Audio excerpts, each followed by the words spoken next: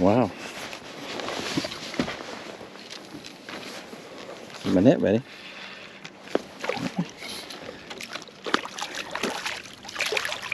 Bam! All right, guys, first fish. First fish, and I've been here a good half an hour. They're still not easy to catch. The water temperature's come up some. We haven't had the greatest, ouch, hook. We hadn't had the greatest weather the last couple weeks. Videos y'all been watching this week, I made last, I think last Wednesday and I think last Saturday. Now this is the Fathead Minnow, but it's a color y'all haven't seen yet. I do this to y'all. Some of y'all guys go, Dennis, can I buy that color? I have a lot of colors on there. Y'all give me a second. He's not hooked bad. The line is tangled. I got it. The line is tangled around my hand. See, and I'm afraid he's gonna flop and pull that hook in me. I've had 2 hooks taken out of me surgically. Yeah, I had to go to the hospital for it, emergency room. Don't want to do that again. Look at the eggs and that thing. Guys, that's a nice fish. He's not 2 pounds, but that fish is a pound and a half. You know, in that area. That's a nice one. All right, let me make sure y'all recording. I'm back. The reason I wanted to make sure, guys, I just cut the camera on. I leave it off till I catch my first fish. And I do that for the reason you don't run my batteries down. I got 3 batteries, and believe it, I have went through all 3 of them this time of year. The fishing is still not easy. They're scattered, and I'm sitting here throwing at them. I got my spot lock on them, and I've moved a little bit. I might have moved 2 boat lengths, but they're scattered and moving. This one was over to the left of me. You see how I got my handle pointed? He was over there. Now this is the Fathead Minnow. I don't have a name for this color, but what I've done, the grenada bug has been selling so good. I took this bait and I started kind of like this, a grenada bug. I started with some yellow, but I added more brown. See, it's darker brown, and I put big gold flakes in it. Can y'all see that? I'm not done with it yet. This is a test color. I'm not done with it yet. I got some other flake coming, and it's smaller gold flake. This is 035, and I'm thinking about mixing the 2. I want this to have a lot of gold tint to it, because gold is good in dirty water. And y'all guys know, sometimes I just can't say anything. Y'all know that I used to fish bass tournaments, club tournaments and stuff, a few open tournaments. But I used to be a diehard bass fisherman before I got into crappie fishing about 5 years ago, seriously. And I don't do much bass fishing now, once in a while. And my son and I fished a lot. And one of the things we learn is when the water's dirty, when you're bass fishing and you go throw a spinnerbait, you throw gold spoons. If you go throw a rattle trap, right, you throw blue and chrome or a gold one, right? You throw gold with a black back. So gold is good in dirty water, and that's what I'm thinking. Grenada bug is great in dirty water. Blue mist is great in dirty water, and LC shad. We get into bigger baits, okay? What else? Creamy's doing good. So I'm trying to come up with another bait that'd be good in stained water. A lot of y'all guys say you fish in dirty water all the time. Ours is getting better. If y'all noticed in the last couple videos, it was awful. Today it's about 5 inches you can see down instead of 2 or 3. The belly is a light teal. I put just a drop of blue in it. Made it like I would make pearl, but I put a drop of blue in it. So if you can see, that's a light blue tint to the belly. But it worked. Today's first time I've tried it. So, and I've got some other new colors coming in the sub too. I know some of y'all have asked me about the sub. Yeah, I've got some other colors coming in the sub. And this is another one I haven't put on yet. This one is just smoke color with all gold flake. It's just solid gold flake. That's what it is. And I made some gold stuff the other year. It worked good in stained water and LC shad and stuff. And I sold some of them, and then finally they quit. I got them in the smaller baits too, the tap hole and stuff. When they sell out, I'm not going to restock them. I made 1 batch, and I've had them for 2 years. There's about 6 colors. I said this many a time. That's going to go because I'm not selling enough of them. And there's colors, guys, I almost go out the door every day. Today I was light. I think I had 2 orders today, and I mailed out the winner This day's Thursday. I mailed the winner from last night. It's on his way. Okay, the sub giveaway. So it's coming toward him. I went and done that this morning at lunchtime. All right, now I didn't go to the Mexican restaurant. Fooled you. I'm going to go to the Mexican. I used to go on Fridays now. I don't go much during the week. Since I'm semi-retired, not working a lot, I did paint the last 3 days.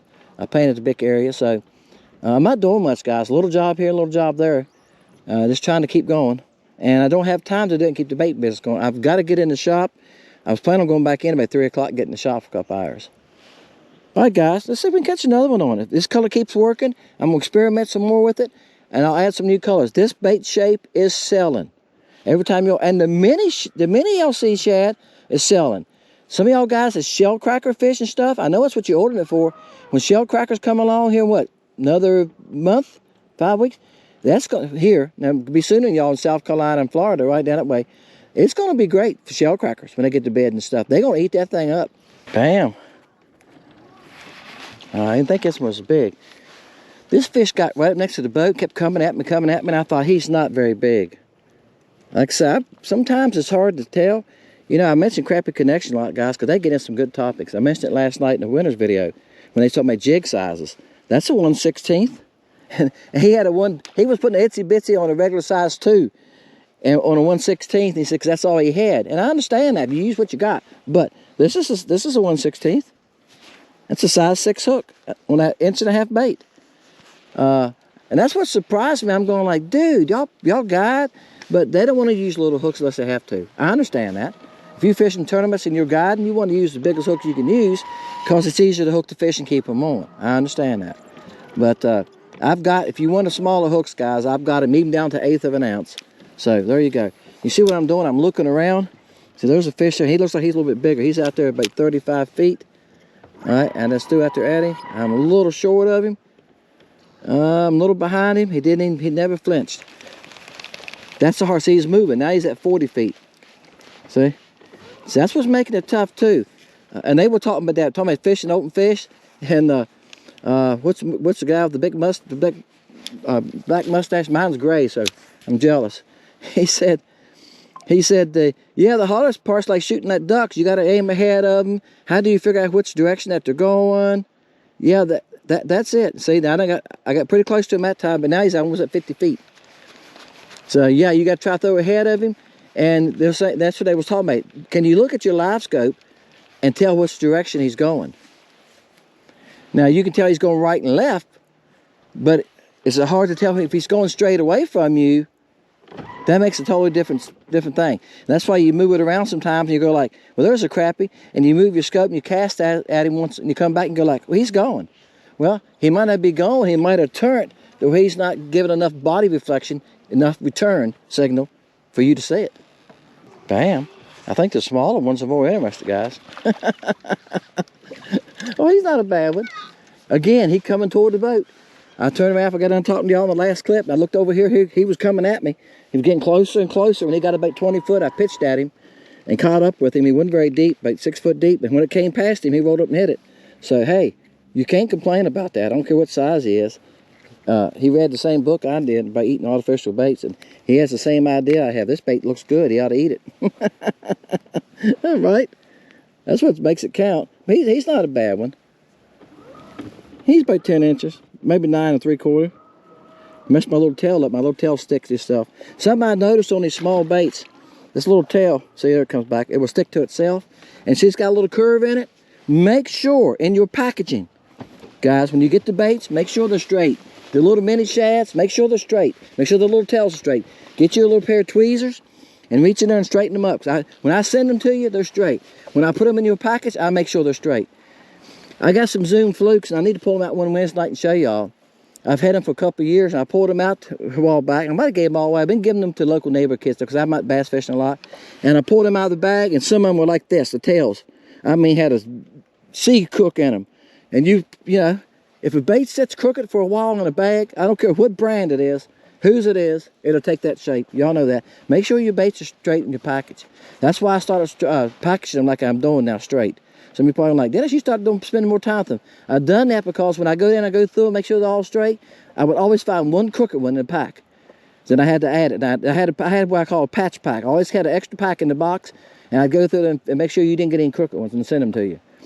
But when I start putting them in straight like that, I don't have to do that. That's why I've done that. It saves me time when I'm, cause it takes me longer to package them, but it saves me time when I'm filling orders. Oh, that's a baby. I figured he was bigger than that. But he was on the bottom. There was like 3 right close to the bottom. And I thought, oh, not too bad. I tell you, it's hard to tell sometimes. And there was 2 other marks there that were smaller than this one. I took it to the biggest mark. But again, I was talking about marks ago. If he's facing sideways and the other ones were like this just a little bit, he's going to be a bigger mark. The other one could have been bigger fish even. And that's what they were talking about last night. It's really hard to tell sometimes exactly the size of that fish. If it's a really big fish, I mean, 1.5 pounds, yeah, it's pretty easy to tell. You know, you can especially if he turns sideways at all, you can look at it and go like, wow, that's a big mark. But when there's 3 or 4 together, and one of them like he's really bigger than the other ones, he did like twice as big a mark.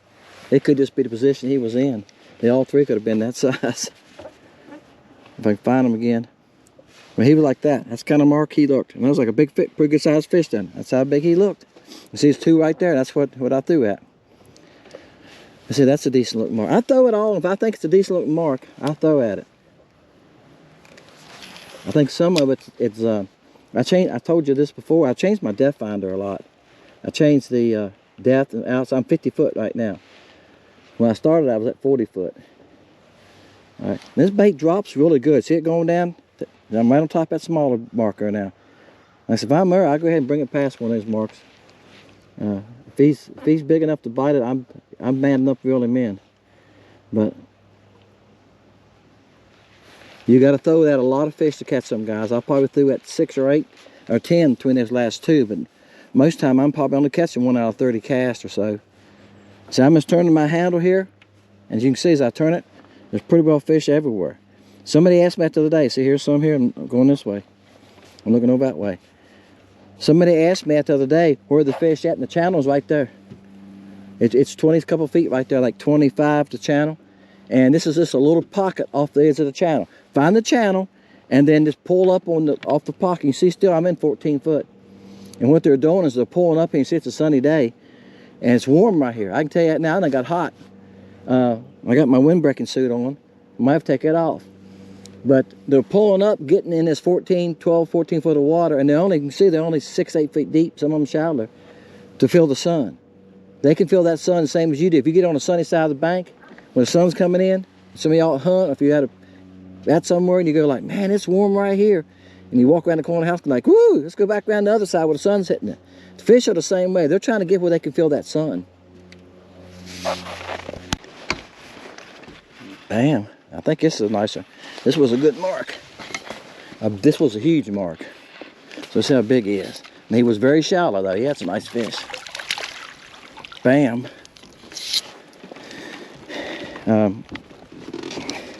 It was a better mark, and he was only like 4 foot deep. Like I said, I seen 2 marks below him that was a lot bigger than this one. And I threw at them twice, and they wouldn't even pay attention to it. This one hit it the first time. Now he was coming at me. He just kept on coming. And he got about 35 foot, and I cast it. And when I brought it past him, he hit it right off the bat. Still in the same color. Had him hooked good. That's a nice fish. Real nice fish. And he's not moving the camera a little bit, guys, so y'all make sure y'all can see. I'm looking in the back of it. He's probably 11 3/4. I don't think he'll make 12, but that's a nice fish. Take him all day. I ought to keep a couple of them. So, my wife's been eating a lot of fish. She's on keto. Am I saying right, keto? And she's been getting fish out a couple places here and there when we go places. And I told her, I said, I need to keep some. Guys, like to see, I got so much to do when I go back in. I don't have time to clean them. Isn't that awful? I got things I got to get done.